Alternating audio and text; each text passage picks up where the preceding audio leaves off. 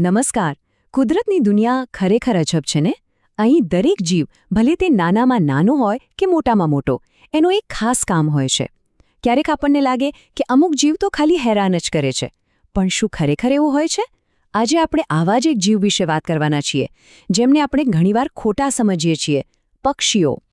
હવે જુઓ, કોઈ ખેડૂત હોય, એણે રાત દિવસ એક કરીને પાક ઉગાડ્યો હોય, અને પક્ષીઓ આવીને એને નુકસાન કરે તો ગુસ્સો તો આવે જ. અને એ વાત સાવ સાચી છે.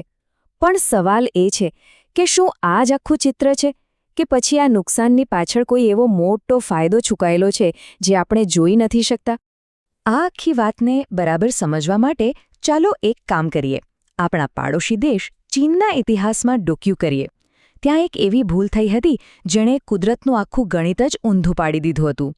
આ કિસ્સો સાંભળીને કદાચ આપણી આંખો ખુલ્લી જ જશે. તો આ છે આપણો પહેલો મુદ્દો, એક મોટી ગેરસમજ. અને આ ગેરસમજ એટલે ચીનની ચકલી વિરોધી ઝુંબેશ. તો થયું એવું કે ચીનમાં લોકોને લાગ્યું કે આ ચકલીઓ અને બીજા દાણા ખાનારા પક્ષીઓ છે ને, એ પાક ખાઈ જાય છે અને ઉપદ્રવી છે. એટલે બસ નક્કી કરી લીધું કે આમને ખતમ જ કરી દેવા. અને આખા દેશમાં એક અભિયાન ચાલ્યું. લોકો એટલા પાછળ પડ્યા કે ચકલીઓની વસ્તી સાવ ઘટી ગઈ. શરૂઆતમાં તો બધા ખુશ થયા, પણ પછી જે થયું એ ભયંકર હતું. જે જીવડા અને કીટકો પાકને ખરેખર ખાઈ જતા હતા, એમની સંખ્યામાં તો જાણે વિસ્ફોટ થયો. કેમ? કારણ કે એમને ખાનારા પક્ષીઓ તો રહ્યા જ નહોતા. છેવટે ચીનની સરકારને પોતાની ભૂલ સમજાઈ અને ઊંધું કરવું પડ્યું. એટલે કે ચકલીઓની વસ્તી વધારવા માટે નવા કાર્યક્રમો શરૂ કરવા પડ્યા. કેવી મોટી ભૂલ નહીં? ચીનના આ કિસ્સા પછી એક મોટો સવાલ ઊભો થાય છે: ખરું દુશ્મન કોણ? પેલા પક્ષીઓ, જે થોડું નુકસાન કરતા આપણને દેખાય છે, કે પછી પેલા અદૃશ્ય જીવડા, જે ચૂપચાપ આખો પાક સાફ કરી શકે છે?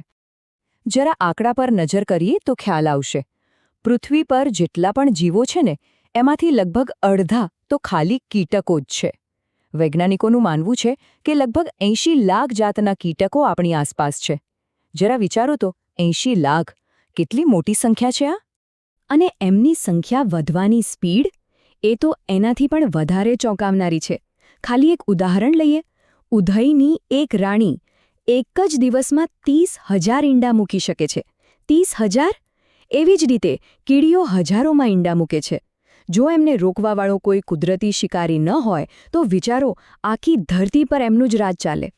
અને વાત ખાલી સંખ્યાની નથી, એમની ભૂખ પણ જબરજસ્ત છે. કેટલાક કીટકો તો એવા આક્રાંતિયા હોય છે કે એક જ દિવસમાં પોતાના વજન કરતાં 200-300 ગણો ખોરાક ખાઈ જાય. કલ્પના કરી શકો છો? જો પક્ષીઓ આ જીવાતોને કાબૂમાં ન રાખે તો આપણા ખેતરોનું તો શું થાય એ વિચારવું પણ મુશ્કેલ છે. સારું, તો આ જીવાતો સામે આપણે શું કરીએ છીએ? તરત જ મગજમાં આવે છે જંતુનાશક દવાઓ, બરાબર ને?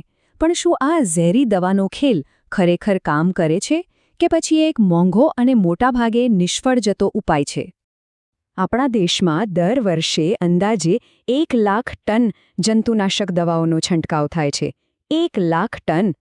આની પાછળ જે પૈસા ખર્ચાય છે એ તો ઠીક, પણ આપણી જમીન, પાણી અને પર્યાવરણને જે નુકસાન થાય છે એનું શું? તો ચાલો એક સીધી સરખામણી જ કરી લઈએ. એક બાજુ છે જંતુનાશક દવાઓ. કેવી છે? ખર્ચાળ, સમય જતાં એની અસર પણ ઓછી થઈ જાય અને પર્યાવરણ માટે તો હાનિકારક છે જ. અને બીજી બાજુ છે પક્ષીઓ. એમનું કામ કેવું છે? બિલકુલ મફત, એકદમ અસરકારક અને 100% કુદરતી. હવે પસંદગી કરવી સહેલી લાગે છે ને? ખરેખર તો આ એક એવું ચક્કર છે જેમાં આપણે ફસાતા જઈએ છે. જુઓ, આપણે દવા છાંટીએ એટલે જીવડા થોડા સમયમાં એની સામે લડવાની તાકાત કેળવી લે, એટલે આપણે એનાથી બી વધારે ઝેરી દવા લાવીએ. હવે આ ઝેરથી મરેલા જીવડા પક્ષીઓ ખાય એટલે બિચારા પક્ષીઓ પણ મરી જાય. જીવડા તો પાછા ફટાફટ પેદા થઈ જાય, પણ પક્ષીઓની વસ્તી વધતા તો વાર લાગે. આનું પરિણામ શું આવે? આપણે દવાઓ પર વધુને વધુ નિર્ભર બનતા જઈએ છીએ. તો પછી આ ચક્કરમાંથી બહાર નીકળવાનો રસ્તો શું છે? રસ્તો આપણી નજર સામે જ છે. કુદરતના સૈનિકો, એટલે કે પક્ષીઓ. એ તો જાણે જીવતા જાગતા જંતુનાશક છે, જે કુદરતે આપણને મફતમાં આપ્યા છે. એમની ભૂખ કેટલી હોય છે એનો અંદાજો અહીંથી આવશે. એક મોટું પક્ષી રોજ પોતાના વજનના અડધા ભાગ જેટલા, એટલે કે 50% જેટલા કીટકો ખાઈ જાય. પણ ખરી મજા તો એમના બચ્ચાની છે. એ તો પોતાના વજન કરતાં બમણો, એટલે કે 200% જેટલો ખોરાક ખાઈ જાય છે. એ તો જીવાતોનો રીતસરનો સફાયો કરી નાખે છે. અને જુઓ, આ વાત ખાલી આપણે નથી કરતા.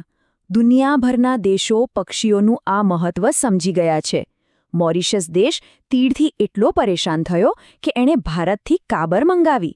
અમેરિકા અને ઓસ્ટ્રેલિયા જેવા દેશો જીવાતને કાબૂમાં લેવા માટે ચકલીઓ લઈ ગયા. એટલે કે બીજા દેશો આપણા આ કુદરતી સૈનિકોને આયાત કરી રહ્યા છે. પણ પક્ષીઓનું કામ ખાલી જીવાત ખાવા પૂરતું સીમિત નથી. એમના તો બીજા પણ અનેક ફાયદા છે. ચાલો જોઈએ કે આ એક મિત્ર આપણને બીજા કયા કયા કામમાં આવે છે. જીવાતો પછી જો ખેતીનો કોઈ મોટો દુશ્મન હોય તો એ છે ઉંદરો. પૃથ્વી પર જેટલા પણ સસ્તન પ્રાણીઓ છે એમાંથી 42% તો ખાલી ઉંદર જેવા જીવો જ છે. આ પણ એક બહુ મોટો ખતરો છે જે આપણને જલ્દી દેખાતો નથી. આ ઉંદરો કેટલું નુકસાન કરે છે? ગોડાઉનમાં ભરેલા અનાજનો 20% જેટલો હિસ્સો તો એ બગાડી નાખે છે. એક નાનકડો ઉંદર એક સિઝનમાં 10 કિલો ઘઉં બરબાદ કરી શકે. એનાથી પ્લેગ જેવા ભયંકર રોગો ફેલાય એ અલગ. અને એમની વસ્તી વધવાની ઝડપ સાંભળીને ચક્કર આવી જશે. ઉંદરની ખાલી એક જોડી 5 વર્ષમાં 1.5 કરોડ ઉંદર પેદા કરી શકે છે. 1.5 કરોડ! હવે આમને કોણ રોકે? એમને રોકે છે બાજ, ઘુવડ અને ગરુડ જેવા શિકારી પક્ષીઓ.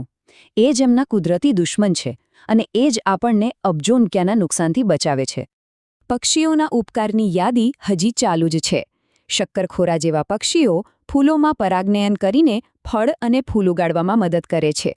લક્કડખોદ જેવા પક્ષીઓ ઝાડના થડને કોરી ખાતી જીવાતોને સાફ કરીને ઝાડને બચાવે છે. અને હા, એ બીજને એક જગ્યાએથી બીજી જગ્યાએ લઈ જઈને નવા જંગલો ઉગાડવામાં પણ મદદ કરે છે. અને હવે એક મજેદાર વાત. તમને કદાચ ખ્યાલ નહીં હોય, પણ પક્ષીઓની હગાર પણ બહુ કિંમતી હોય છે. એને ગ્વાનો કહેવાય છે અને એ દુનિયાનું સૌથી શ્રેષ્ઠ કુદરતી ખાતર મનાય છે. નારુ નામના એક ટાપુ પર તો એના 45 મીટર જાડા થર જામી ગયા છે, જેને વેચીને એ દેશ કરોડો રૂપિયા કમાય છે. જુઓ, કમાલની વાત છે ને? આ તો થઈ વૈજ્ઞાનિક વાતો, પણ આપણા વડવાઓ અને અનુભવી ખેડૂતો તો સદીઓથી પક્ષીઓને ઓળખે છે. એમને ખબર છે કે ચાતક પક્ષી આવે એટલે 3 દિવસમાં વરસાદ આવે જ. સમડી અને ટીટોડીના વર્તન પરથી પણ વરસાદની આગાહી કરી શકાય છે. આ એમનું પરંપરાગત જ્ઞાન છે. તો ચાલો હવે આખી વાતનો હિસાબ કરીએ. એક ત્રાજવામાં નુકસાન મૂકીએ અને બીજામાં ફાયદા. નુકસાન શું છે? પાકને થતું થોડું ઘણું નુકસાન. બસ. હવે ફાયદા ગણીએ. અબજો જીવાતોનો નાશ, ઉંદર ઉપર કંટ્રોલ, પાકનું પરાગનયન, રોગચાળો ફેલાવતા અટકાવે અને ઉપરથી મફતમાં કુદરતી ખાતર પણ આપે. હવે ત્રાજવાનું કયું પલ્લું ભારે છે એ સ્પષ્ટ દેખાય છે. આપણે બધી જ હકીકતો જોઈ લીધી. એક વાત તો સાફ છે કે પક્ષીઓ આપણા સાચા મિત્રો છે, જે ચૂપચાપ આપણી સેવા કરે છે, એ પણ બિલકુલ મફતમાં. તો હવે છેલ્લો અને સૌથી મોટો સવાલ એ છે કે આ મિત્રને સાચવવા છે કે પછી એને દુશ્મન માનીને ગુમાવી દેવા છે? આ નિર્ણય આપણે સૌએ સાથે મળીને કરવાનો છે.